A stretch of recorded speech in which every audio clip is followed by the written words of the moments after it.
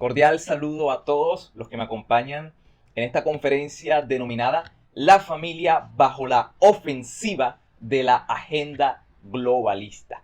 En primera medida, tenemos que decir que los tiempos modernos es el tiempo o es la historia del asedio a la institución familiar. Y es lo que pretendo demostrar a lo largo de esta charla.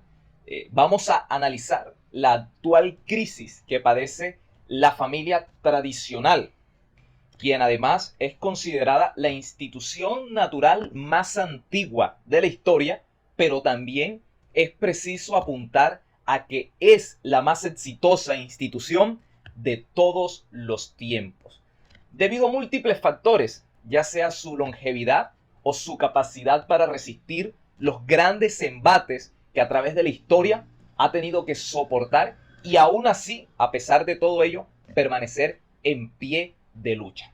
Además, ahondaremos en el concepto de que la familia es la célula fundamental de toda sociedad y qué implicaciones o repercusiones tiene todo eso dentro del ámbito sociopolítico y jurídico. Entonces, en ese sentido vamos a conversar sobre los cambios culturales que ha traído el posmodernismo, y esto ha intentado socavar de alguna u otra manera las bases fundamentales de la familia, lo cual ha deteriorado en alguna instancia múltiples estructuras que se han consolidado a lo largo de nuestra historia o de nuestra cultura occidental. En ese entendido vamos a profundizar en dos áreas que son de suma importancia, cuál es la educación y la autoridad parental. La familia está siendo bombardeada porque es un obstáculo evidente para el avance de esa agenda globalista, y es por eso que en el día de hoy traigo esta charla para que generemos un pensamiento crítico, para que esta temática sea puesta sobre la mesa. No pretendo dejar sentada una verdad absoluta, sino que cada uno, quizás aquellos que no hayan escuchado de pronto esta postura o no hayan visto este panorama desde esta perspectiva, puedan reflexionar y meditar en ello.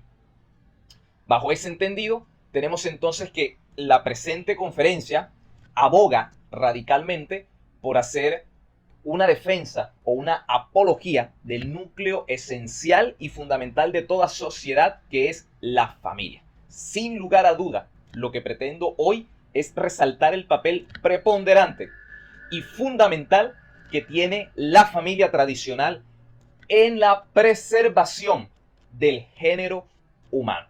En ese sentido, se hace importante que precisemos en dos aspectos de suma importancia para esta conferencia, y que es importante que los tengamos muy en claro.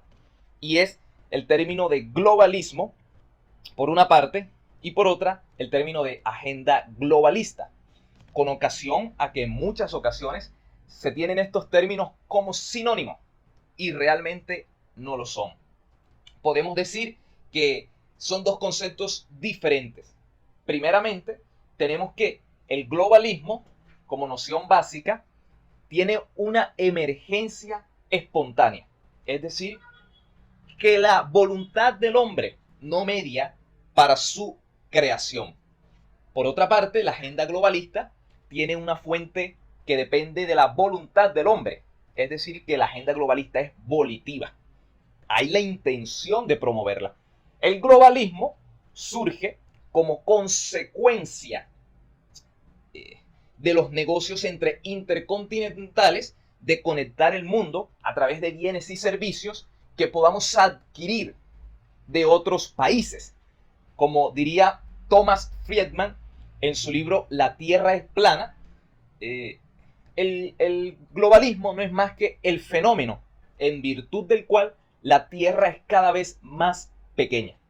Pequeña no en tamaño, sino respecto del alcance que podamos nosotros llegar a tener sobre otras sociedades, sobre lo que otras sociedades puedan llegar a proporcionarnos en bienes y servicios. Ahora bien, por poner un ejemplo, podemos decir que muchísimos años atrás sería impensado que nosotros pudiéramos llegar a obtener productos tales como electrodomésticos o celulares que procedieran de otra parte del mundo. Y esto con ocasión a que el fenómeno del globalismo no se había consolidado. O que podamos hoy en día comprar un libro que fue impreso en otro país distinto del que nosotros somos nacionales. En ese sentido, el globalismo es un fenómeno positivo porque nos da la posibilidad de adquirir otros bienes y productos o servicios que simplemente en otra época hubiese sido imposible pensarlo o imaginarlo. Dejando a un lado el término del globalismo, tenemos entonces ahora el otro concepto que es importante precisar y es la agenda globalista.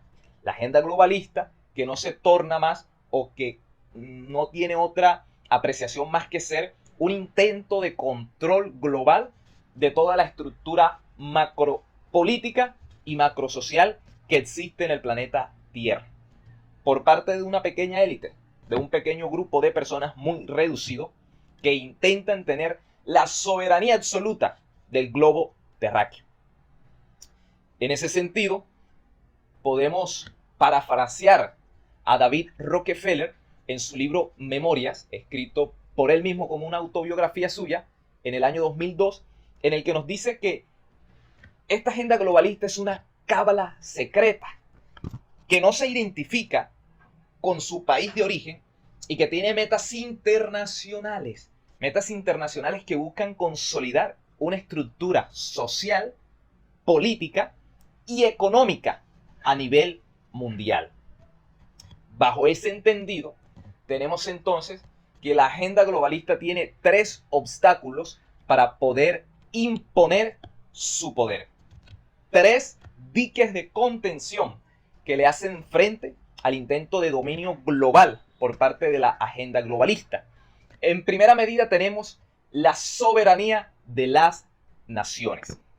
Cuando las naciones son soberanas y pueden trazarse el rumbo de sus políticas internas sin tener que responder a un poder internacional superior, esto detiene el crecimiento o la expansión de la agenda globalista, por una parte.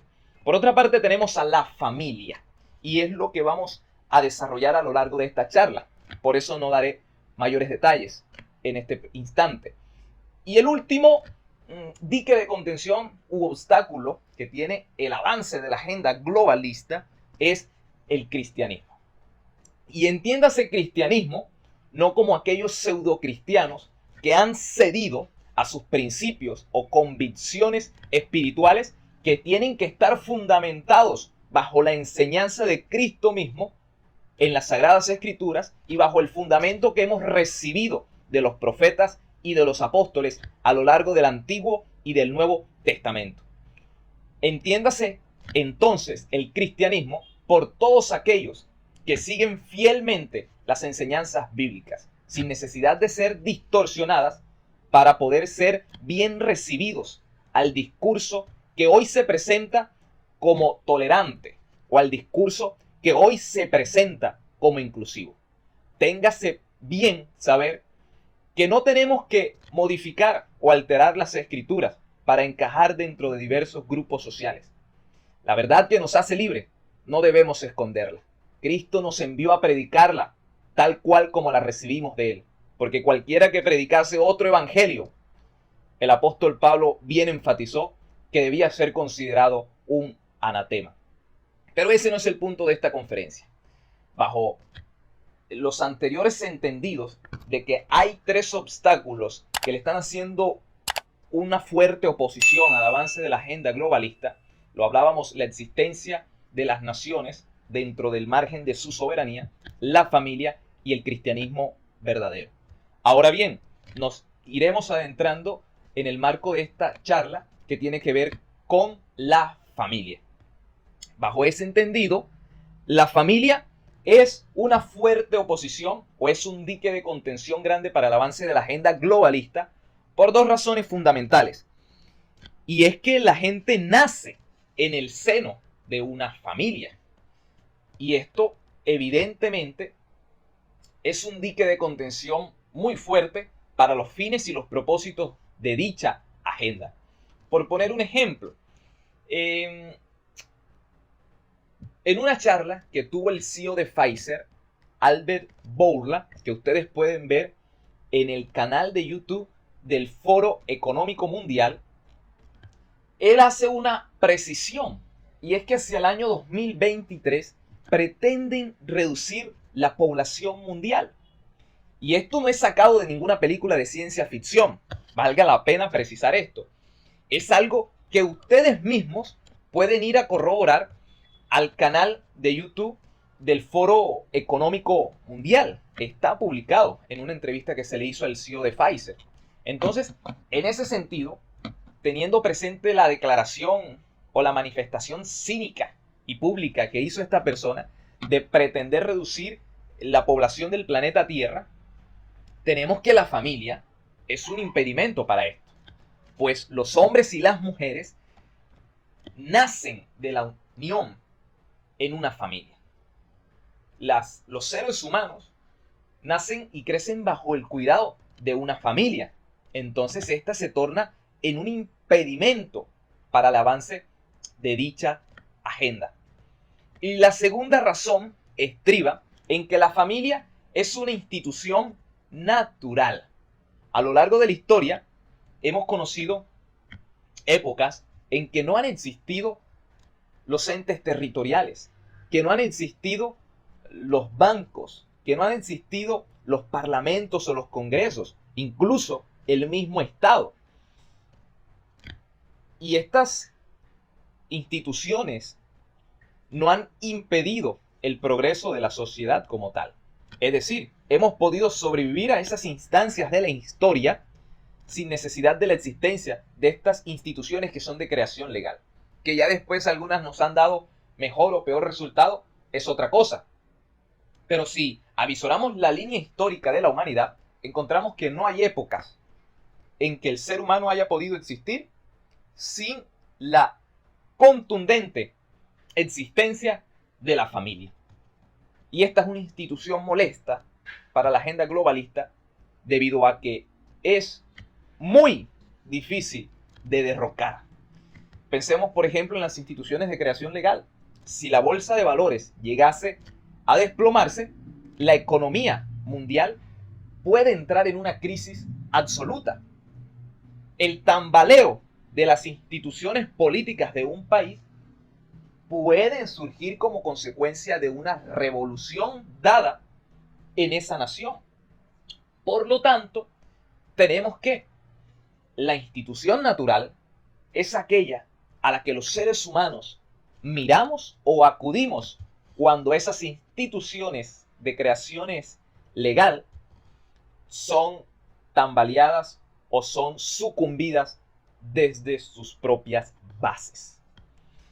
Es así entonces como en teoría vivimos en un estado, en un contexto en el que la familia no debería ser objeto de acoso, no debería ser objeto de ataque alguno, debido a que la Declaración Universal de los Derechos Humanos de 1948, en su artículo 16, numeral tercero, enfatiza en que la familia es el elemento natural y fundamental de la sociedad, y que esta misma tiene derecho a que el Estado y la sociedad la protejan y la cobijen. Ahora bien, bajo ese entendido, se supone que todos aquellos países que acatan, que reconocen y que respetan esta declaración por ser miembros de las Naciones Unidas, no deberían atentar en contra de la familia tradicional. Máxime cuando por la historia sabemos que dicha declaración emerge después de la Segunda Guerra Mundial, y precisamente deseando que este suceso trágico no volviera a tener ocurrencia dentro de la historia de la humanidad. Precisamente por eso, aquellos que se reunieron para la constitución de este documento tuvieron muy presente que la familia es indispensable para el avance del género humano. Sin la familia, el Estado carece del elemento más importante para su constitución, el elemento humano, elemento más significativo y que da cultura, que da sustento y arraigo a todos los pueblos. sin este elemento natural que es el ser humano conformado a través de distintas células sociales como la familia, el Estado carece de pleno rigor. Muy bien, hablaremos entonces ahora de la importancia de la familia en la sociedad actual. Casi como un cliché, decimos que la familia es la célula básica de la sociedad. Y seguramente todos en algún momento hemos escuchado este axioma, y si no es así, lo hemos dicho también. Sin embargo, muy pocas veces reparamos en lo que verdaderamente significa esta afirmación. Y es necesario enfatizar en que a primeras luces esto es una metáfora biológica. Que la familia sea la célula básica de la sociedad es una metáfora biológica. Porque la biología nos enseña que la célula es la menor unidad de vida. Lo cual quiere decir que la célula, para mantener la vida, debe reproducirla además. Para poder conservar la vida misma, es necesario que la célula reproduzca esa vida. Porque ella, la célula, es la que forma parte de todos nuestros sistemas vitales. Así que sostener que la familia es la célula básica de toda sociedad implica afirmar esto último, pero en términos o en clave sociológica. Y es que la mínima unidad de vida social es la familia. Así que para el individuo se torna completamente imposible llegar a reproducir lo social de manera aislada. El individuo aisladamente no puede reproducir lo social, porque en todo caso el ser humano en particular es un átomo y no una célula. Bajo ese entendido tenemos que precisar que todos hemos llegado a este mundo cobijados por una familia, y quienes así no lo hacen han tenido que ser asistidos por instituciones sociales o estatales que buscan encontrarles el favor de una familia que les asista. Pero los individuos somos sociales por naturaleza, y el primer grupo social del hombre y el más fuerte es la familia. La sociología, como ciencia de la sociedad, desearía saber qué le ocurre a los hombres que no conocen lo social, pero las reglas de la ética le impiden hacer cualquier experimentación para poder llegar a saber lo que a un ser humano le sucedería apartado de su entorno social, debido a que es antiético apartarlo de su familia o de sus entornos colectivos para llegar a saber lo que le puede ocurrir. Pero por extraños casos hemos conocido de historias de seres humanos que han estado distanciados de los grupos sociales durante los primeros años de vida. Por ejemplo, uno de los casos más estudiados por los científicos es el de Víctor de Aveyron, quien fue encontrado en Francia en el bosque de los Pirineos a la edad de 10 años. Y Jean Gaspar, quien fue el especialista que lo trató, rindió el siguiente informe acerca de él. Decía que era un niño desagradablemente sucio, afectado por movimientos espasmódicos e incluso convulsiones. Él se balanceaba incesantemente como los animales del zoológico. Y además de eso, tenía comportamientos que eran absolutamente violentos. En ese sentido, no mostraba ningún tipo de afecto por aquellas personas que lo cuidaban. Y además, no era agradecido con aquellos que le brindaban el sustento diario. De modo tal que se mostraba indiferente a todo y no podía prestar atención a nada. Cierro comillas de una de las manifestaciones que dio el científico que trató a Víctor de Aveyron. Tenemos que entonces estos médicos hicieron todo lo posible para poder insertarlo nuevamente a la sociedad, pero esto fue imposible. Víctor de Aveyron murió a la edad de 41 años, pareciendo más un animal que un ser humano. Estos y otros casos parecidos llaman la atención en al menos dos realidades a saber. La primera de ellas es la neuroplasticidad, que tiene que ver con que lo aprendido en los primeros años de vida de una persona resulta fundamental en lo largo del desarrollo de la vida de esta misma. Porque el nivel de neuroplasticidad en los primeros años de vida es mucho más amplio, mucho más grande. Y con el transcurrir de los años, esta plasticidad neurológica se va perdiendo y se va haciendo cada vez menor. Así que lo que un ser humano experimenta, lo que una persona aprende durante los primeros años de vida, esas enseñanzas van a jugar un papel fundamental durante su crecimiento. Es por esto que Víctor de Aveyrón no pudo reinsertarse a la sociedad teniendo en cuenta de que desconocía lo social, teniendo presente de que no estuvo rodeado de una familia durante los primeros años de vida. Otro aspecto fundamental que se nos muestra en este caso y que llama mucho la atención es el hecho, como es bien sabido, de que el ser humano es un ser social, hecho olvidado en esta época que está muy marcada por el ultraindividualismo, por aquel egoísmo del ser humano de querer proporcionar a través de sus acciones un bienestar colectivo o social, porque prima en esta época el interés individual por encima del social, lo cual, si no es corregido en buena proporción y a buen tiempo, puede llegar a generar muchos comportamientos que atenten contra el bienestar y la paz social. Pero bien, centrándonos entonces en lo que podemos aprender respecto del caso de Víctor de Aveyrón en cuanto a la vida social del hombre, tenemos que, gústenos o no nos guste, el hombre es un animal social por naturaleza. Y la familia se convierte en el grupo social primario donde el individuo nace y recibe un tipo de afecto que no tiene igual en ningún otro grupo social. Porque por regla general, los miembros de una familia están dispuestos a dar la vida por la familia misma. Piénsese en una madre dispuesta a entregar su vida por uno de sus hijos, o un hijo que esté dispuesto a ofrecer su vida en beneficio de la de su padre. Es así como el instinto propio, el instinto inherente a la naturaleza del hombre, lo lleva a poner el cuerpo si algo malo le puede suceder a su familia.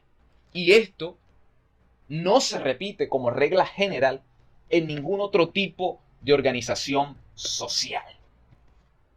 Y como vemos en pantalla, volviendo nuevamente al concepto o a la noción que mencionamos de célula, haciendo una metáfora biológica y sociológica a la familia, sería conveniente destacar que una función vital de toda célula es la función reproductiva. Téngase bajo este entendido que vamos a hablar de una función de reproducción biológica y otra de reproducción cultural o sociológica. Pues la familia se estructura como una institución en la que se resuelve la reproducción social y biológica de los individuos. Verbigracia, pues, que biológicamente se necesita de un hombre y de una mujer para poder tener hijos, dado que no existe otra manera para poder reproducir la vida en nuestra especie. Es por eso que la familia biológica se compone de un hombre y de una mujer. Mientras que visto esto desde un ámbito sociológico, se necesita que aquellos que conocen una cultura y que viven en ella puedan transmitirla a quienes recientemente llegan a dicha cultura. Porque quienes apenas arriban a este mundo desconocen por completo cualquier tradición o cualquier práctica de vida dentro de un entorno social. Es por eso que quienes ya saben hacerlo deben transmitir estas formas de vida a quienes apenas llegan. Y por regla general, quienes deben hacerlo son sus padres, son sus progenitores o su núcleo familiar más próximo. Ahora bien, La familia termina convirtiéndose en la célula básica de la sociedad porque en ella se resuelve la reproducción biológica, sin la cual no habría nuevos individuos. Porque imaginémonos un universo paralelo en el que todos fuéramos homosexuales, definitivamente nuestra especie estaría condenada a la extinción. Y en cuanto a la reproducción sociológica, tenemos que precisar en que sin esta, los individuos humanos no podrían realizarse espontáneamente en su naturaleza social. Tendríase, en todo caso, que rehacer todo nuestro sistema de valores, de tradiciones, de cultura, cosa que es imposible. De otro modo, lo que se está haciendo es que estos individuos están siendo socializados por instancias diferentes de aquellas personas que los han traído al mundo. Esto precisamente es lo que ocurre en nuestros días. Y ante estos sucesos hostiles que están ocurriendo en contra de la familia, ante todos estos ataques de los cuales no debería ser objeto, es inevitable que nos surja una pregunta, y es: ¿qué ha pasado para que en este momento determinado de la historia todo lo dicho con anterioridad haya cambiado tan radicalmente?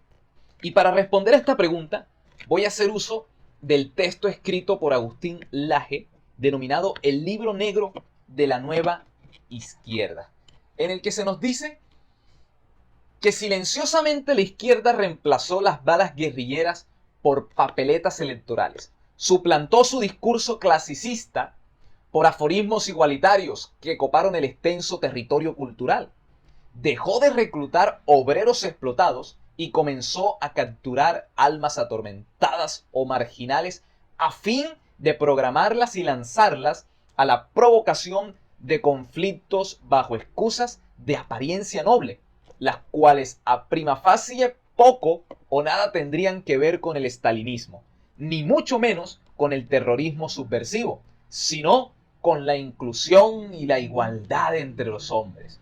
El indigenismo, ambientalismo, derecho humanismo, grantoabolicionismo y el homosexualismo cultural comenzaron a hacer sus modernizados cartelones de protesta y de vanguardia.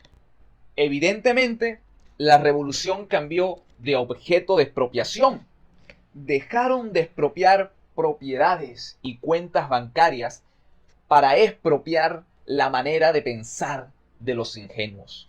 Dejaron de expropiar el patrimonio de las personas, el patrimonio económico, para empezar a expropiarnos a esta sociedad nuestro patrimonio de valores, de principios y de axiomas morales que nos han hecho solidificarnos hasta el día de hoy. Ahora bien, este proceso de metamorfosis que han tenido los nuevos intereses mundiales ha sido intencional. Se han dado cuenta que a través de la violencia es poco lo que han podido obtener. Por eso es que esta nueva agenda global pretende apoderarse de lo político, que siempre ha sido su fin último, pero ahora a través de unos medios distintos. Y es por eso que han hegemonizado las aulas de clase, que además de eso tienen el control absoluto de los medios masivos de comunicación, y además han secuestrado la cultura en todas sus formas, sea el arte, sea la pintura, sea el cine y la televisión, o además los medios masivos de difusión radial o de literatura. Es así como ahora hablaremos de dos blancos de ataque directos que está teniendo la familia. Mencioné con anterioridad múltiples, pero me centraré en dos que están siendo bombardeados constantemente, y el primero de ellos es la educación. La educación, porque ha sido notorio que la meta de estos intereses mundiales es cambiar absolutamente los contenidos educativos y hacerlo desde la más temprana edad de los infantes. Por ejemplo, en España, hacia el año 2006, se implementó una nueva asignatura escolar denominada Educación para la Ciudadanía. Y aparentemente podemos pensar que educarían a los niños para que se convirtieran en unos mejores ciudadanos. Podríamos llegar a pensar con esta denominación de asignatura que les enseñarían acerca de las instituciones políticas de su país, que les enseñarían acerca de la Constitución y quizás algunas disposiciones legales para que se conviertan en óptimos ciudadanos. Pero resulta que no fue como nosotros llegamos a imaginar.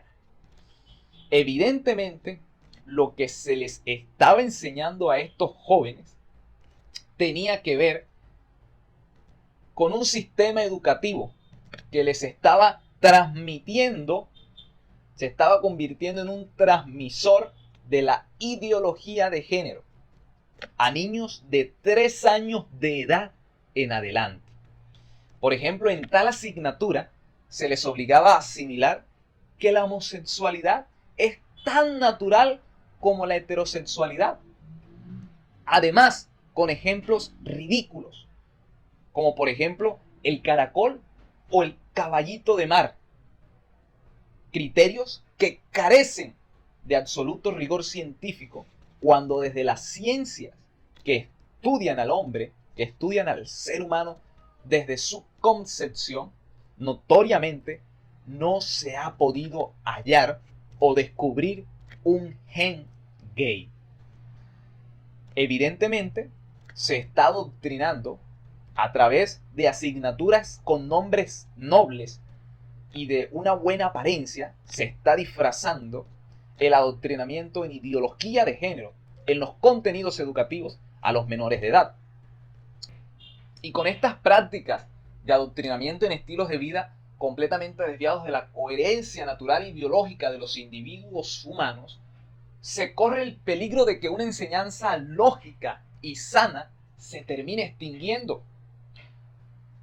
Vale la pena enfatizar en que la moralidad no es lo único que está en riesgo con este tipo de enseñanza, sino también la institucionalidad de nuestros países y con ello la economía de nuestras naciones. Porque se puede llegar a sucumbir ante dichos fenómenos antinaturales. Y con el fin de demostrar esto, cuán plausible es la anterior afirmación, se hace necesario que destaquemos un estudio de investigación adelantado por un sociólogo y académico estadounidense.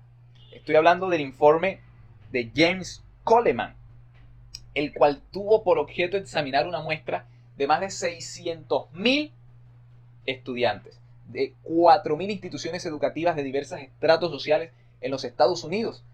El propósito de esta investigación era fortalecer y mejorar la educación de los estadounidenses. Y con ello, entonces, responder a la pregunta por qué unos niños rendían más y por qué otros lo hacían en menor proporción. Con esto se desestimó una percepción equivocada que se tiene en cuanto al asunto, y es que el dinero es lo que hace que se tenga una mejor o un mejor resultado académico. Y con el informe James Coleman se desvirtúa esto, debido a que una institución educativa más costosa o una mejor capacidad económica de los padres de familia o un mejor barrio en un estrato social mucho más alto no es lo que hace que un niño obtenga mejor rendimiento escolar. El informe marca la diferencia en que es la familia lo que tiene que ver en el desarrollo cognitivo de ese infante.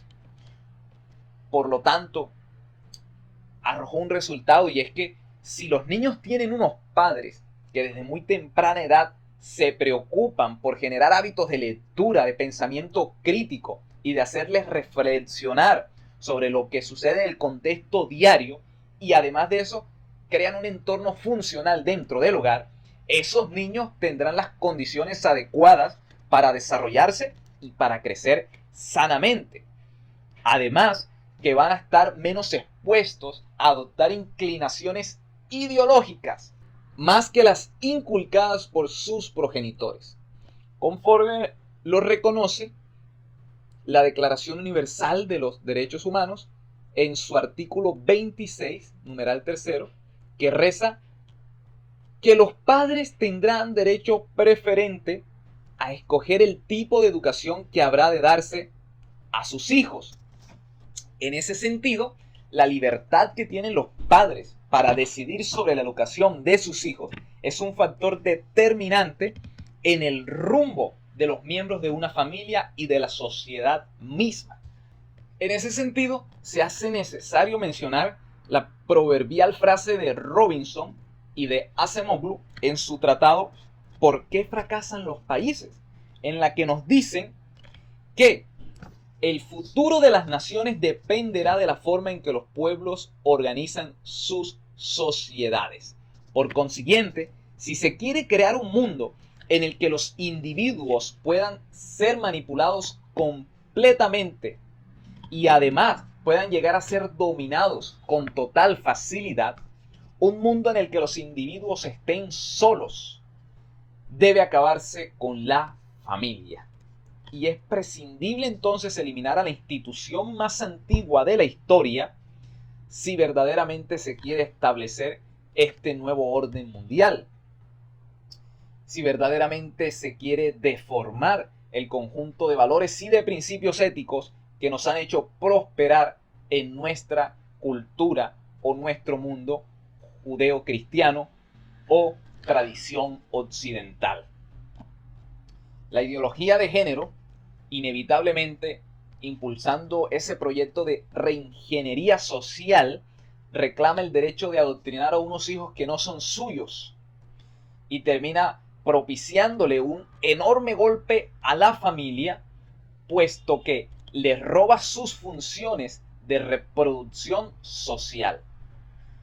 Termina convirtiendo el escenario familiar más que en un simple proveedor de condiciones materiales y cercenándole esa facultad de reproducir sus creencias, sus valores y sus costumbres a sus descendientes. Pero todo esto se maquilla con palabras muy simpáticas. Por ejemplo, tenemos que se dice que en virtud a que los niños son sujetos de derechos, ellos tienen derecho a una educación sexual. Pero realmente tenemos que decir que lo que se está diciendo con esto es que los niños pertenecen al Estado, puesto que es el mismo quien crea ese derecho positivo seguidamente para poder adoctrinarlos en esas corrientes ideológicas de los políticos progresistas de turno. Porque asumámoslo de una buena vez, a eso que le llaman educación sexual, tristemente termina siendo no más que una burda ideología de género desparramada en todos sus niveles. Para enfrentarnos a esa agenda global 2030, la familia juega un papel enormemente importante desde la educación. Muéstrame un país en el que se le hayan cercenado el derecho a los padres a educar a sus hijos, y yo te mostraré una masa de borregos adoctrinados por las corrientes ideológicas del Estado. Los niños que tienen a sus padres de cerca en ese proceso de formación intelectual son niños que piensan y que desarrollan un sentido crítico. Y evidentemente esto a gran escala termina siendo una oposición al avance de la agenda globalista. Miramos el ministro de Educación que quiere sacar clases de religión, que quiere sacar las clases acerca de Dios de nuestros colegios, de nuestras escuelas, pero sí queremos hacer énfasis en otro tipo de cosas que no tienen ningún tipo de rigor científico.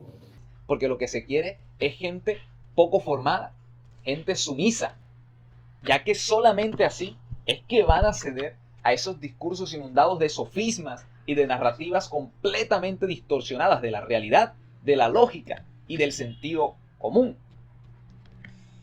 Pero bien, no se queda simplemente este ataque en lo pertinente a la educación, también tiene que ver con el ataque directo a la autoridad parental, a esa figura del padre. Dijimos con anterioridad que la función reproductiva simplemente puede ejercerse a través de la familia tradicional conformada por un hombre y por una mujer.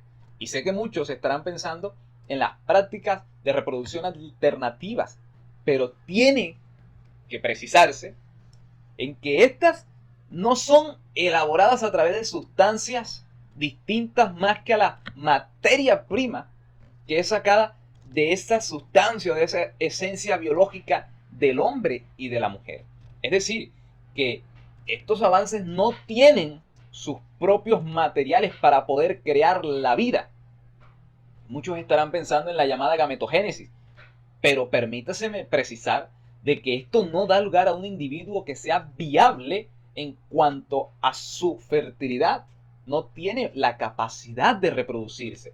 Por eso no se les puede llegar a denominar embriones sintéticos hasta que no se demuestre lo contrario. Y es así como debemos entonces cuestionarnos en que si llegase el día en que estas funciones de reproducción biológica ya no estén sometidas a los individuos, sino a las decisiones políticas de quienes detenten ese poder de la técnica, ¿qué tipo de facultad le estará dando ese desarrollo técnico a los políticos progresistas de turno? Implicaciones que serían de total sumisión por parte de ese pueblo ignorante que cede ante tal avance y que cede ante tal presión ideológica. Pero como de autoridad parental se trata, tenemos que esta corriente nos dice de que hay un supuesto patriarcado opresor en cuanto al grupo social familiar se trata. Y justamente se habla de un patriarcado en el momento en que la familia carece de todo poder. ¿Y qué es el patriarcado sino el poder absoluto del paters familia? Ahora bien, la figura del padre se ha convertido en la bolsa de boxeo predilecta de nuestra sociedad, porque se dice que hoy papá es descartable, y es por eso que pretende borrarse por completo de la escena familiar. Pero tenemos que precisar honestamente en que ese fantasma del patriarcado lo único que hace es encubrir el verdadero sitial del poder que radica en élites y en organismos internacionales que confabulan junto a ese gran Estado moderno que es un Estado paternalista en última. La patria potestad ejercida por los padres sobre sus hijos, en definitiva es un blanco de ataque incisivo dentro de esta batalla cultural por los sectores de izquierda. Precisamente porque las políticas públicas orientadas hacia la familia cada vez están siendo más propensas a asignarle al Estado un papel protagónico y al mismo tiempo desestimar el rol de los progenitores, en especial el de la figura del padre de familia. Y es así como se va destruyendo a la familia, bajo el entendido de que si los padres no pueden enseñar a sus hijos la forma de ver el mundo y su manera de vivir en él, la relación de padre e hijo se termina empobreciendo.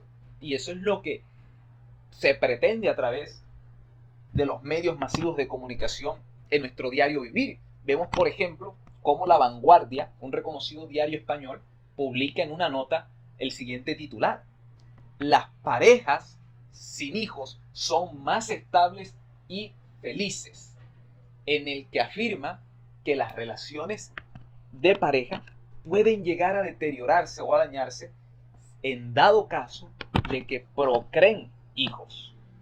De lo expuesto con anterioridad, las estadísticas no dejarán mentir, pues con base en ellas podemos responder a las preguntas de qué pasa cuando un hijo se cría sin su padre. Y en primera medida, lo más evidente es que no existe la ley y el orden en casa.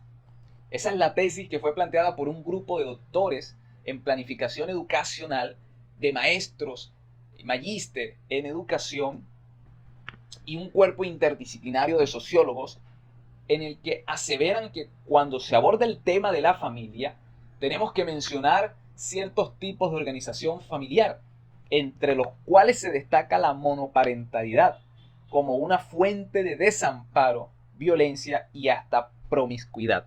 Situaciones que no apoyan el trabajo formativo desplegado por la escuela, sobre todo en el ámbito de la disciplina, con la cual se facilita el desarrollo de conductas transgresoras y la negligencia escolar de los jóvenes. Todo esto termina ocasionando múltiples conductas de comportamiento social negativas, como por ejemplo el crimen, lo relacionado con esos delitos juveniles. Se tiene que un gran porcentaje de los jóvenes que están en prisión no tuvieron una figura paterna. Evidentemente, tener un padre varón es un factor determinante para el buen funcionamiento del hogar y, consecuentemente, para la construcción de la paz social. Un estudio que fue realizado también por el Centro de Investigación Family Watch demuestra que la ausencia paterna está íntimamente relacionada con la mayoría de los casos de delincuencia juvenil.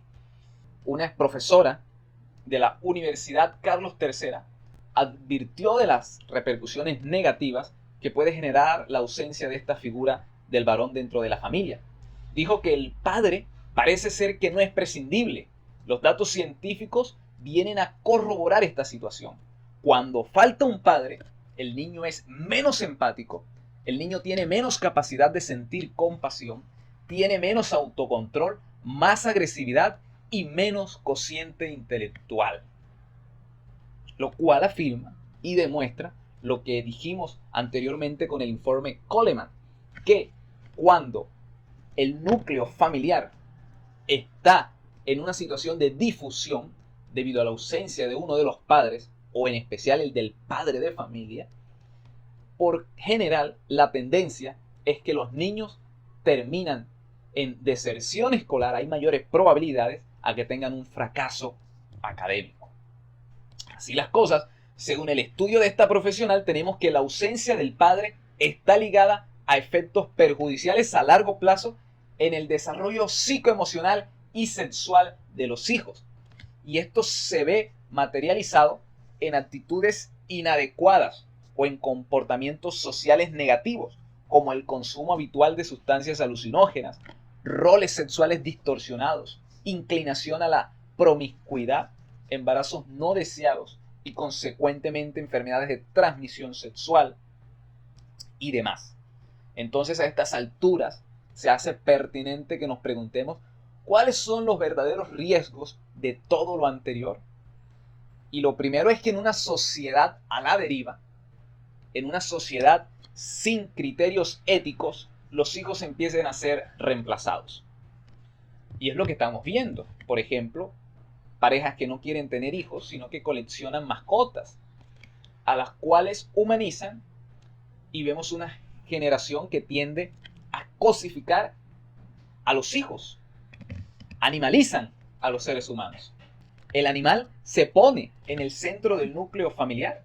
Termina entonces tomando el lugar que debe tener un hijo.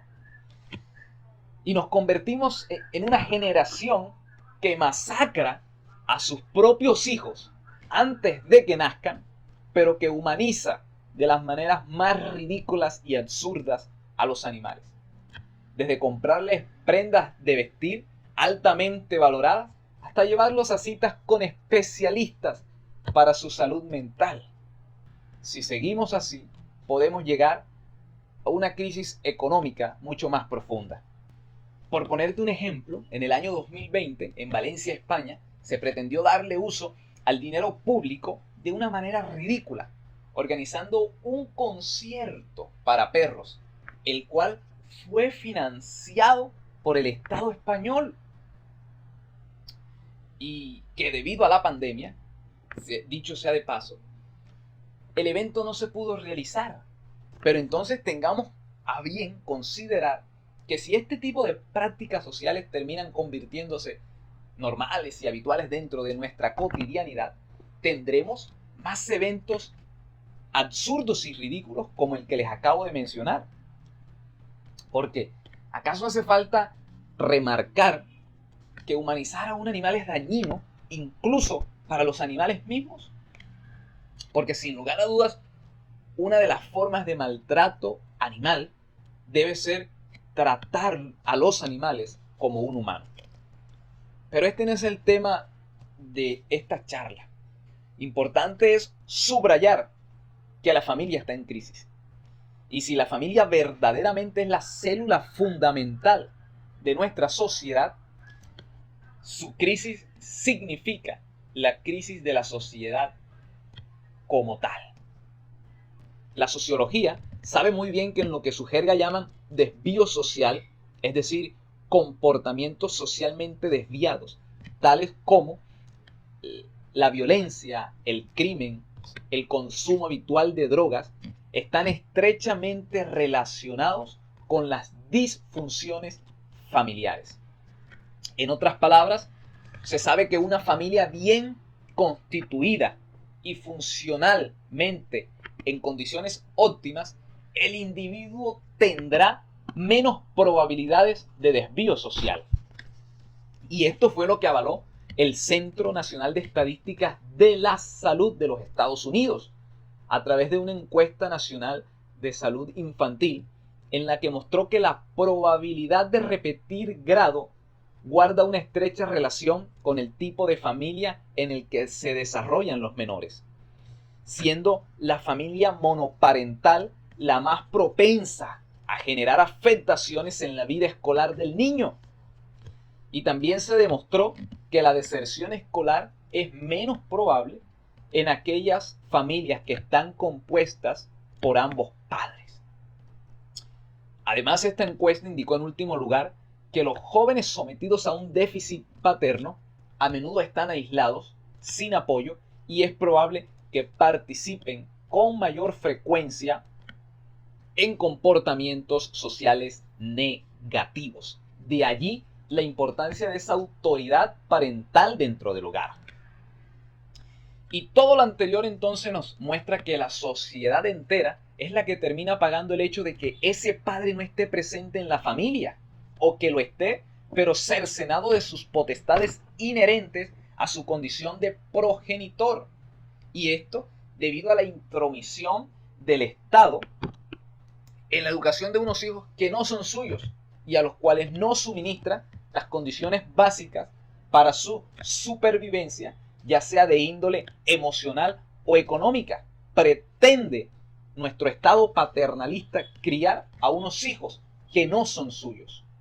Como reflexiones finales tenemos que decir que el deterioro social comienza con el ataque al diseño original de la familia.